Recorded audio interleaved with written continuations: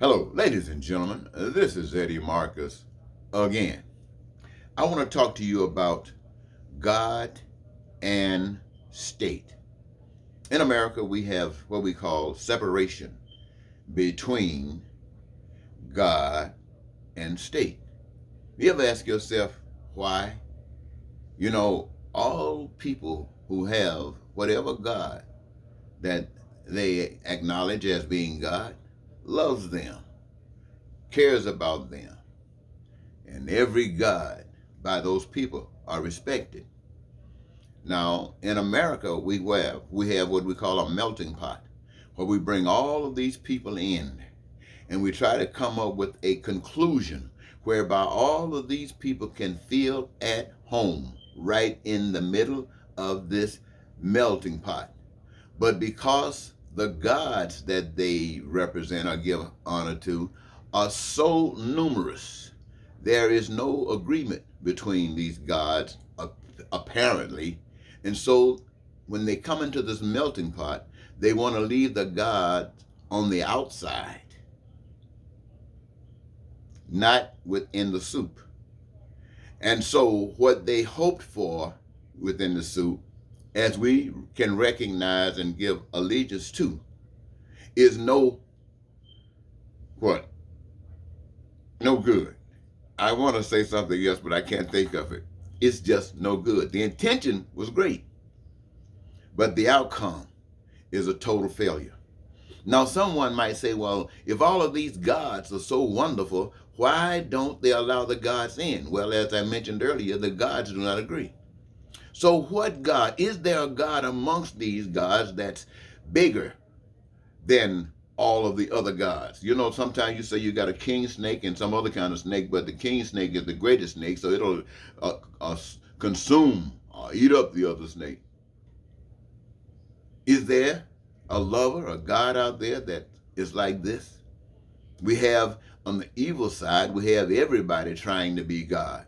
And every nation is built on someone trying to be God, and they are all different gods. And many of them don't agree. Some of them come together and cooperate because of certain benefits. But that's the way the state operates. See, the state really, ladies and gentlemen, is in the position of changing to be the God that works for all.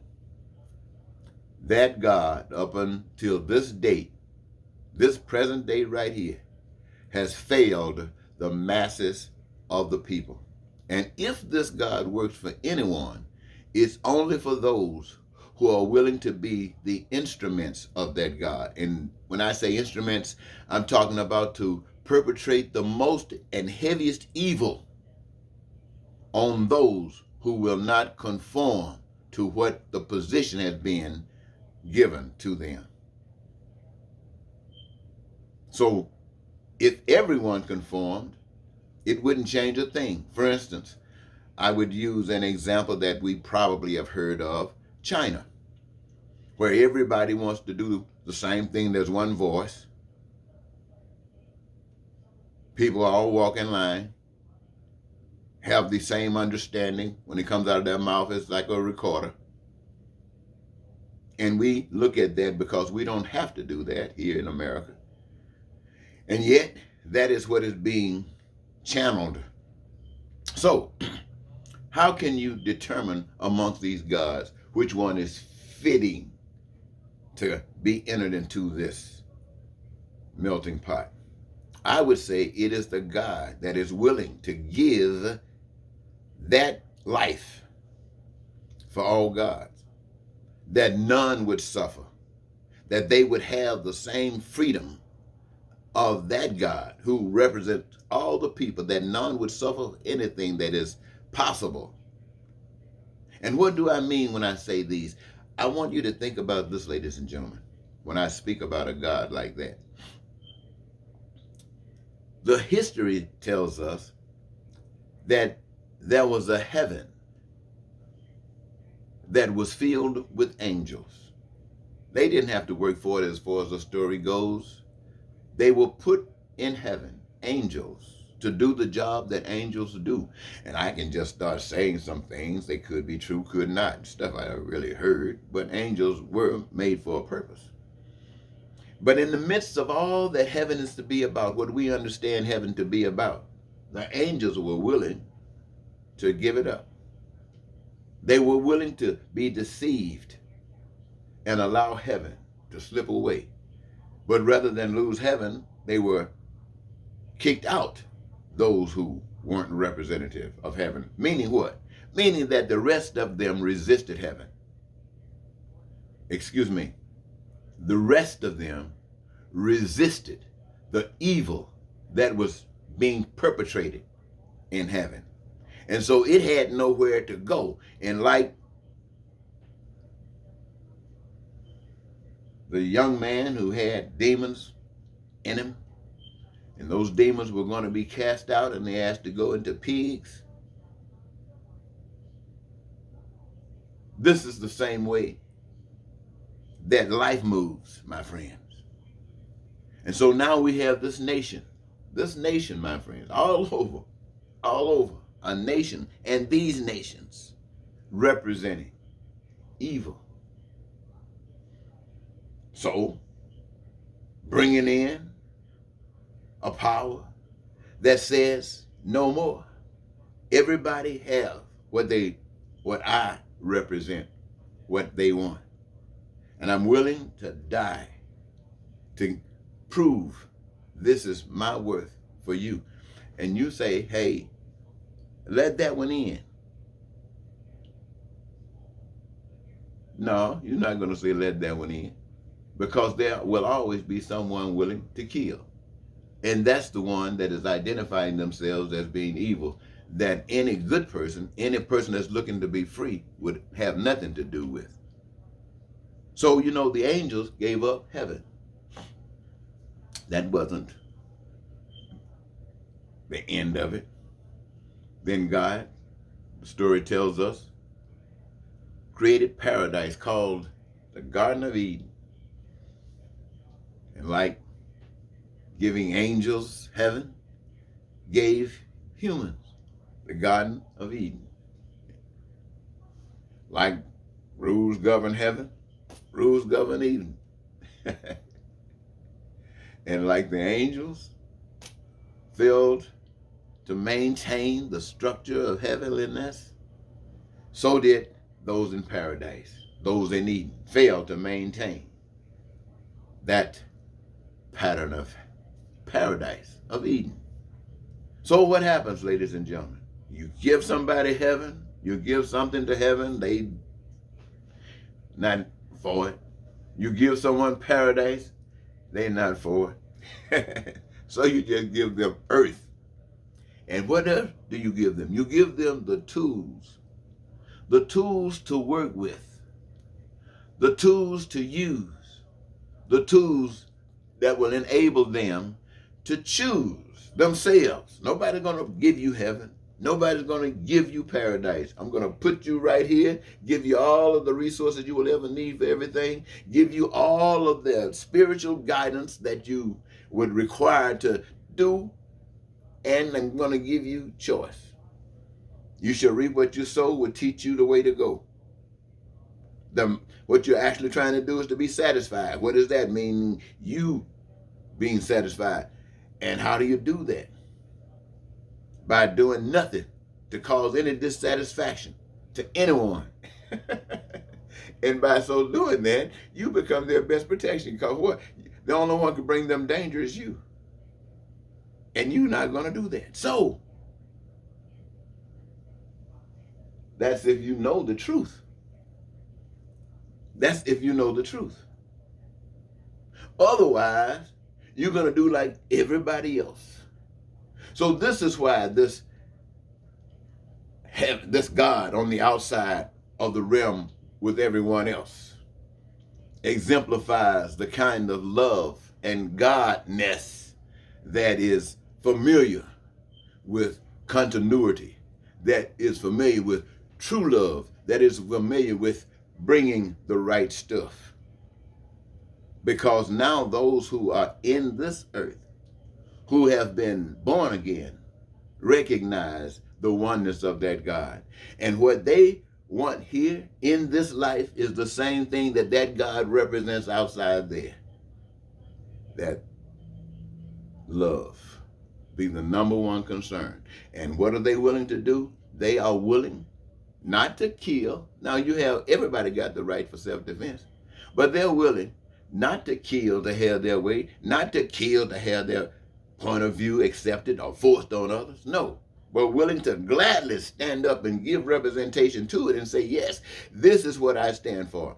I stand for peace and prosperity. I stand for freedom. I stand for joy of life. I stand for the fulfillment of dreams for myself and for every human being on the face of the earth.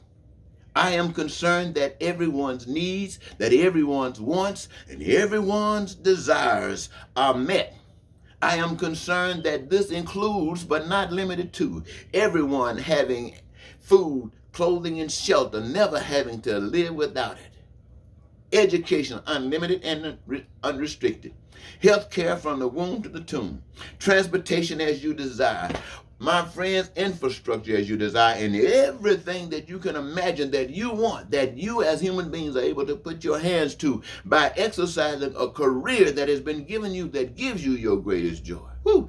This is what I personally want for myself, for all that I know, and all those that walk around on two legs calling themselves human beings. This is what I want. I want it so much so that before I can just actually give my allegiance to any of this other stuff called anything government of man, I'd rather be shot down as a representative of the love that represents that God outside of this melting pot. Because I brought that God in here through me. So if you don't want what I just got through describing that I want, then I am in the wrong place. And I need you to tell the world that I'm right.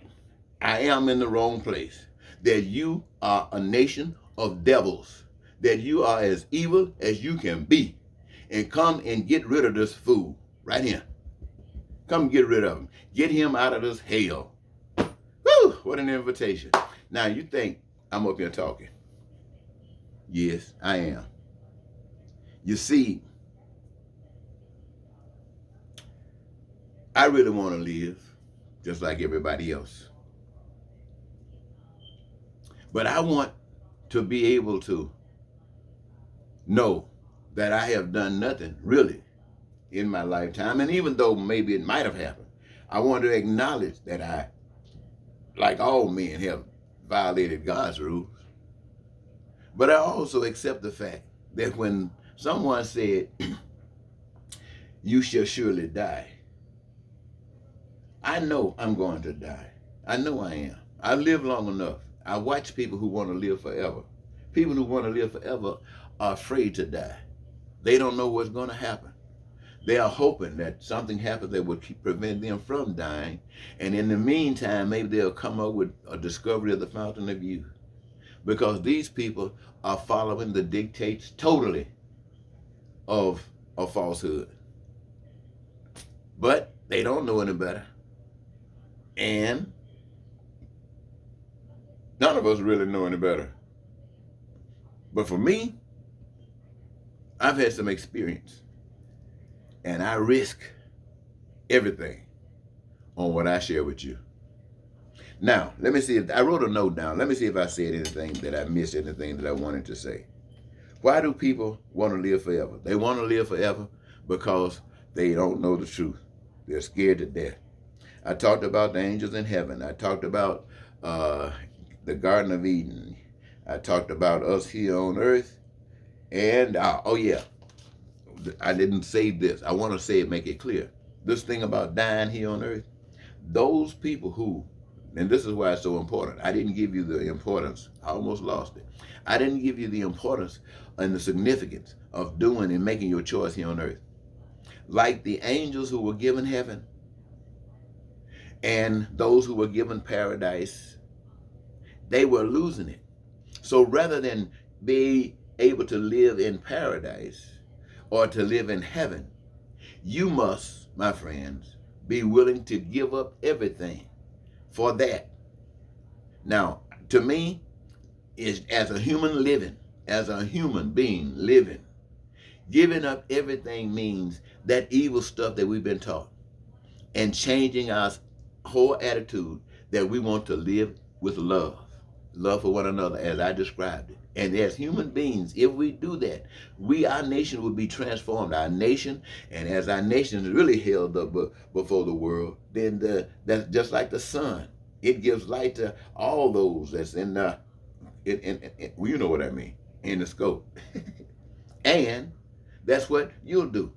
And as the sun does this, what it does, you will do what you do. People will be drawn, and the earth will change. You won't just be paradise. The earth will change. I'm telling you the truth.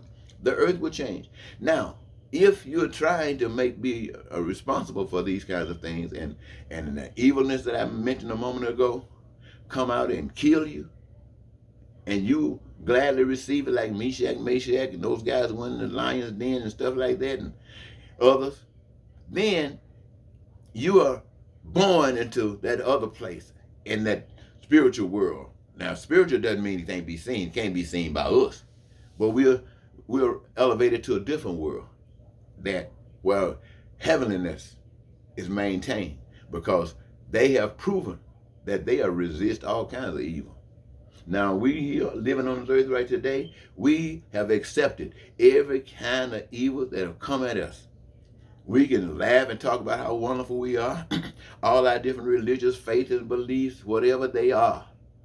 We have allowed every ugly thing that humankind can do. We are allowing it to exist every day. Some of those things we don't understand, but those things that deal with people, that have the commonality around with humans everywhere, we do know that. And we are allowing all the pain, all of the suffering to occur. And we are representing all of those gods outside of this melting pot. We are representing them. We are showing that those gods out there don't mean nothing. And the only God that could possibly mean something is that God that's willing to give it all inside this melting pot to make you have a wonderful soup. Now, do you think you know the difference? Is it the Lord of evil? Could be. I can't say it's not. Or the Lord of righteousness. Well, if it's the Lord of righteousness, somewhere he or she, or whatever it is being marketed for death right now. If that is happening, they're being marketed for death right now. Otherwise, we are all just in here talking trash. I'm going to let you go, ladies and gentlemen. Bye-bye for today.